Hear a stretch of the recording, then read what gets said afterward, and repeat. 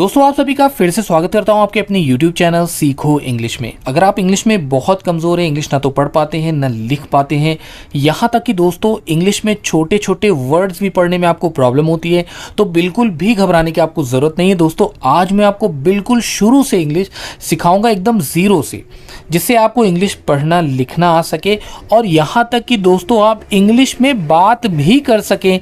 तो चलिए शुरू करते हैं हमारी आज की स्टोरी।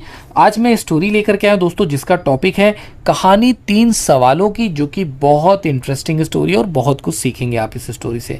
तो सबसे पहले मैं बता दूं कि यहाँ पे जितने भी शब्द हैं सारे वर्ड्स को मैं एक एक करके पढ़ता जाऊंगा, ताकि आपको ये पता चल सके कि किस वर्ड को कैसे पढ़ते हैं। उसके बाद हर शब्द का हिंदी में मैं ट्रांसलेशन भी लिखूंगा, ताकि आपको हर शब्द की हिंदी भी आ जाए।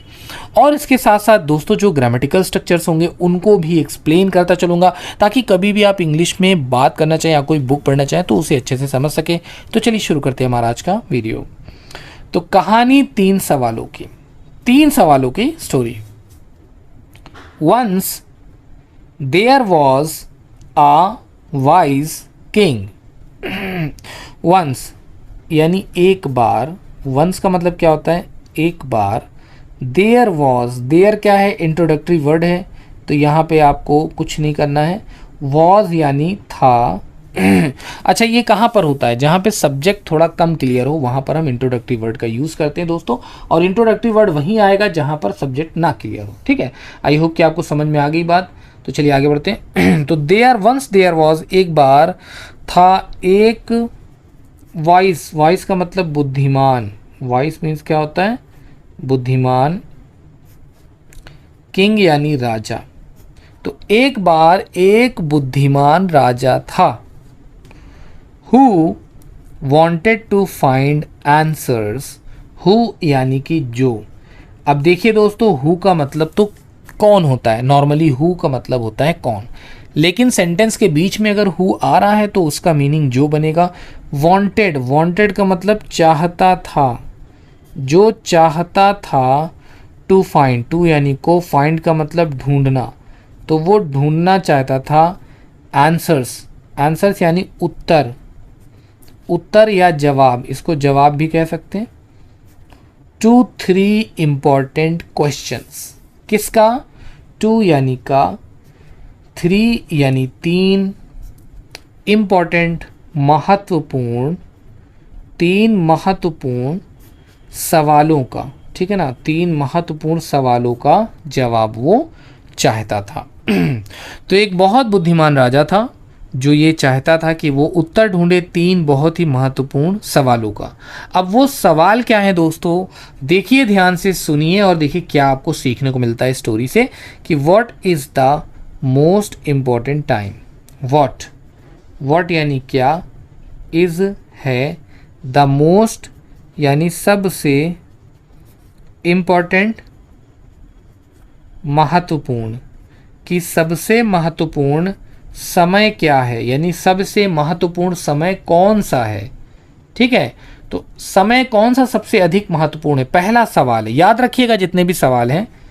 Who is the most important person. Who यानी कौन, इज है, द मोस्ट यानी सबसे, इम्पॉर्टेंट महत्वपूर्ण, कि सबसे महत्वपूर्ण, पर्सन यानी व्यक्ति, कि सबसे महत्वपूर्ण व्यक्ति कौन है, या कह लें सबसे ज़रूरी इंसान कौन है, यानी जो सबसे ज़्यादा इम्पॉर्टेंट हो, कौन है वो व्यक्ति। तीसरा सवाल क्या है? What is the most important work. दोस्तों बहुत अच्छा मोटिवेशन मिलेगा, मोरल मिलेगा आपको इस स्टोरी से। बड़ी प्यारी कहानी है, बहुत मज़ा आएगा। ठीक है ना। व्हाट यानी क्या, इज़ का मतलब है, द मोस्ट यानी सबसे, इम्पॉर्टेंट महत्वपूर्ण, वर्क यानी काम।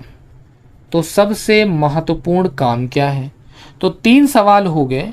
ठीक है ना, कि what is the most important time, कि सबसे ज़रूरी समय क्या है। Who is the most important person, सबसे ज़रूरी व्यक्ति कौन है। What is the most important work, कि सबसे ज़रूरी काम क्या है। तो अब ये थे सवाल, और इन सवालों का जवाब कौन ढूंढ रहा था? वही अक्लमंद राजा, और उसको कोई भी जवाब मिल नहीं पा रहा था दोस्तों। तो ही थॉट कि उसने सोचा, उसने क्या सोचा? If I know the answers, if यानी कि यदि, आई नो यानी मैं जानता, अगर मैं जानता द आंसर्स यानी जवाबों को, ठीक है, अगर मैं इन जवाबों को जानता तो I will never fail in life, तो मैं विल नेवर का मतलब क्या होता है? कभी नहीं होऊंगा, ठीक है ना। विल नेवर का मतलब क्या हो जाएगा दोस्तों? नोट कर लें इसको। विल नेवर कभी नहीं, विल नेवर कभी नहीं होऊंगा, कभी नहीं होऊंगा। फेल यानी असफल, फेल का मतलब क्या होता है? असफल इन लाइफ, इनका मतलब में, और लाइफ कहते हैं जीवन को। तो मैं जीवन में कभी भी असफल नहीं हो सकता, ठीक है ना। कि अगर मैं जानता इन जवाबों को, यानी जो सवाल है जो मैं लेकर घूम रहा हूँ और जिसका जवाब मैं नहीं ढूंढ पा रहा हूँ, तो अगर मैं इन सवालों के जवाब जानता तो मैं क्या होता? मैं अपने जीवन में कभी भी असफल नहीं होता। So he asked many wise people, इसलिए ही आज उसने पूछा, ठीक है ना। मेनी वाइस, मेनी यानी बहुत से, वाइस यानी बुद्धिमान, तो उसने बहुत से बुद्धिमान, पीपल यानी लोग, तो बहुत से बुद्धिमान लोगों से क्या किया? ये सवाल पूछा। But their answers were all different, but लेकिन,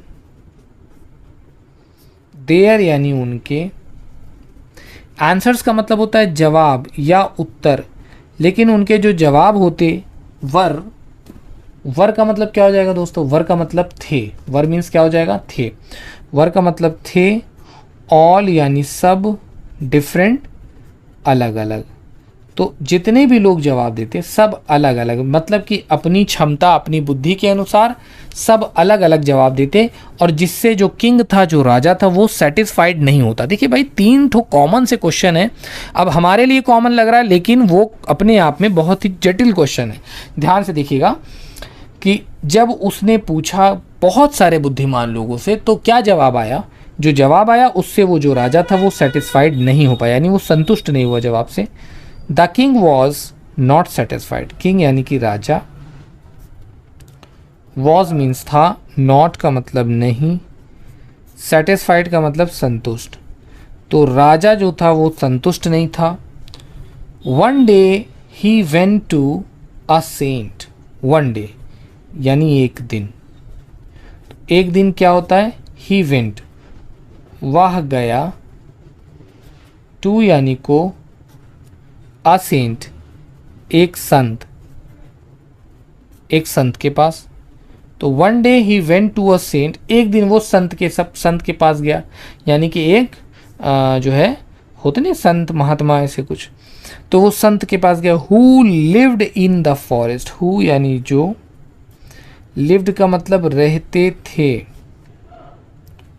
जो रहते थे, इन यानी में, द फॉरेस्ट यानी कि जंगल, तो जो जंगल में रहा करते थे। तो एक दिन क्या करता है? वो एक संत के पास जाता है जो कि कहाँ रहते थे? जो कि एक जंगल में रहा करते थे। The saint didn't answer directly, saint यानी जो संत थे, डिडंट नहीं दिया, देखिए डिड नॉट की शॉर्ट फॉर्म होती है डिडंट, नहीं दिया, क्या नहीं दिया? आंसर यानी उत्तर, डायरेक्टली यानी सीधे। तो जो वो संत थे उन्होंने सीधे सीधे जवाब नहीं दिया, हालांकि ये बिल्कुल सीधा जवाब ही चाहते थे कि भाई क्या कारण है। ये जो 3 सवाल इन्होंने पूछ रखे थे कि इन सवालों के क्या उत्तर हैं। Instead he showed the king through real action, instead का मतलब की जगह, तो जो संत थे उन्होंने कहने की जगह ही शोड उसने दिखाया, क्या दिखाया? द किंग यानी कि राजा को, थ्रू का मतलब होता है द्वारा, रियल एक्शन यानी असली कार्य, ठीक है, रियल यानी असली या वास्तविक, रियल का मतलब वास्तविक भी कह सकते हैं, ठीक है ना, वास्तविक, वास्तविक कामों से या एक्शन थे। देखिए एक्शन जो है वो काम से ही जो है बिलोंग्ड है, ठीक है ना, एक्शन मीन्स काम, ठीक है। तो while they were together, while यानी जबकि, जबकि दे यानी कि वे, वर का मतलब थे, टुगेदर मतलब साथ साथ, तो जबकि वो साथ साथ थे, ठीक है ना। A man came, a man एक आदमी, केम का मतलब आया, तो एक आदमी आया, हु यानी जो, वॉज यानी था, बैडली हर्ट, बैडली मीन्स बुरी तरह, ठीक है, बुरी तरह से, हर्ट, हर्ट का मतलब चोटिल, जिसको चोट लगी हो, ठीक है, तो बुरी तरह से वो जख्मी था, उसे चोट लगी हुई थी, वो हर्ट हुआ था।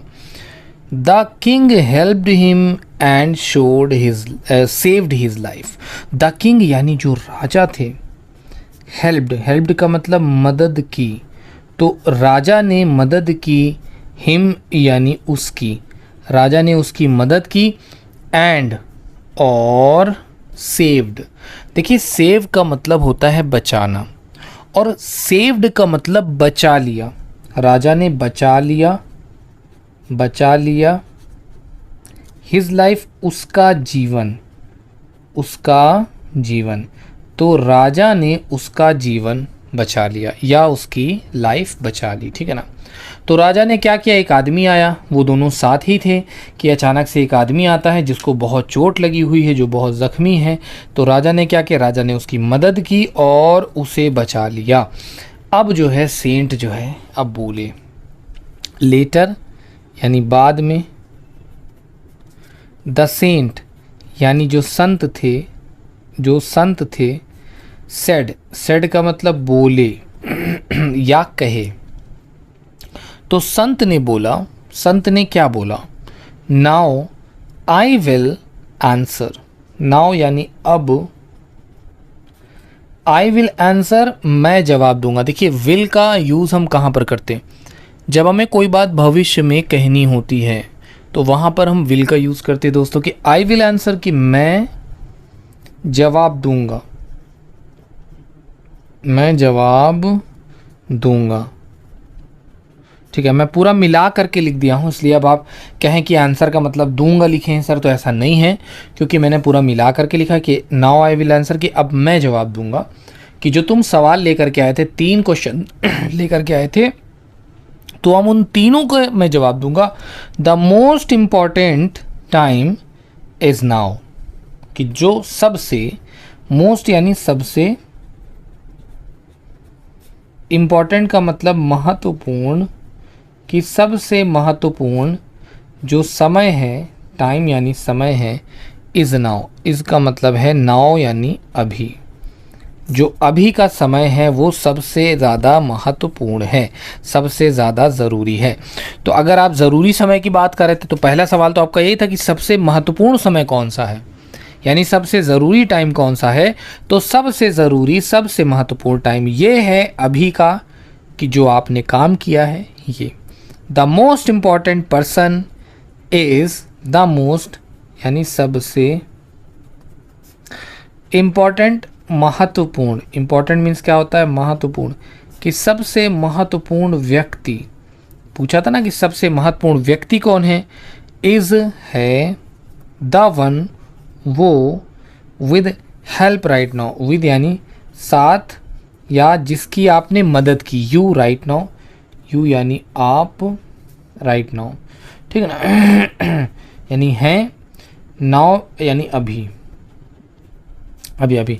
तो सबसे इंपॉर्टेंट पर्सन कौन है, the most important person is one with you right now, कि आपके साथ सबसे महत्वपूर्ण इंसान है अभी इस वक्त, जो अभी आपके पास है वो ही सबसे महत्वपूर्ण व्यक्ति है। तुमने पूछा था ना कि भाई सबसे महत्वपूर्ण व्यक्ति कौन है, तो वही व्यक्ति सबसे महत्वपूर्ण है जो तुम्हारे पास, यानी जिसकी तुमने मदद की थी। महात्मा जी क्या बता रहे हैं भाई, जिसकी तुमने मदद की थी वो ही व्यक्ति सबसे ज़्यादा महत्वपूर्ण है। The most important work. अब बात आ गई कि सबसे महत्वपूर्ण काम क्या है, सबसे ज़रूरी काम क्या है। तो अब देखिए इस पर क्या जवाब आता है। द मोस्ट यानी सबसे इम्पॉर्टेंट, महत्वपूर्ण, वर्क यानी काम। तो सबसे महत्वपूर्ण काम है टू डू। टू डू यानी करना, गुड अच्छा, टू यानी से, दैट पर्सन यानी उस आदमी। तो उस आदमी के साथ किया गया काम सबसे अच्छा काम है। तो सबसे इम्पॉर्टेंट काम, most important work is to do good that person, कि उस इंसान के साथ सबसे अच्छा काम किया गया, ये ही सबसे अच्छा क्या है, काम है। The king understand the message. तो जो राजा था, राजा क्या किया, अंडरस्टूड। अंडरस्टूड का मतलब समझ गया, अंडरस्टैंड का मतलब समझना, और अंडरस्टूड का मतलब समझ गया, यानी समझ गया या समझ चुका। द किंग अंडरस्टूड, राजा समझ गया। द मैसेज यानी संदेश। तो राजा जो था वो संदेश समझ गया कि क्या संदेश, क्या पैगाम हमको मिल रहा है। ही रियलाइज्ड, कि वह महसूस किया। रियलाइज्ड का मतलब महसूस किया, उसने महसूस किया, किसने, राजा ने। दैट कि living in the present, living यानी रहना, इनका मतलब में द प्रेजेंट यानी वर्तमान, कि वर्तमान में रहना, जो आज का काल चला, जो दौर चला उसमें रहना। एंड हेल्पिंग अदर्स, और हेल्पिंग यानी मदद करना, मदद करना, अदर्स यानी दूसरों की, दूसरों की मदद करना। क्या है ये, is the real path. Is यानी है, द रियल यानी असली, पैथ कहते हैं मार्ग को और रास्ते को, यही असली रास्ता है। टू सक्सेस, टू यानी का, और सक्सेस का मतलब होता है सफलता। तो सफलता का यही असली रास्ता है। एंड पीस और शांति का, और पीस यानी शांति, सफलता और शांति यानी कामयाबी और शांति का यही मार्ग है। तो ये थी स्टोरी आज की हमारी दोस्तों, कि राजा आखिरकार अंत में महसूस करता है कि वर्तमान में लोगों की मदद करना यही असली सफलता का मार्ग है। तो कैसी लगी आपको स्टोरी दोस्तों, अच्छी लगी हो तो वीडियो को लाइक करिएगा, चैनल को भी ज़रूर सब्सक्राइब कर दीजिएगा, क्योंकि दोस्तों ये नया चैनल है, आप सभी को पता है, और आप सब्सक्राइबर भी देख रहे हैं तो आपको अंदाज़ा हो गया होगा। लेकिन वीडियोस में जो मेरी मेहनत है वो कम नहीं होगी, पूरी मेहनत से कोशिश करूँगा, बनाऊँगा और अच्छी स्टोरीज़ और अच्छे कंटेंट बनाने की कोशिश करूँगा, ताकि आपको ज़्यादा से ज़्यादा मैं इंग्लिश सिखा सकूँ, बढ़ा सकूँ। तो गाइज़ मिलते हैं फिर से एक नए वीडियो में। Thank you so much for watching this video guys, keep watching and keep learning guys.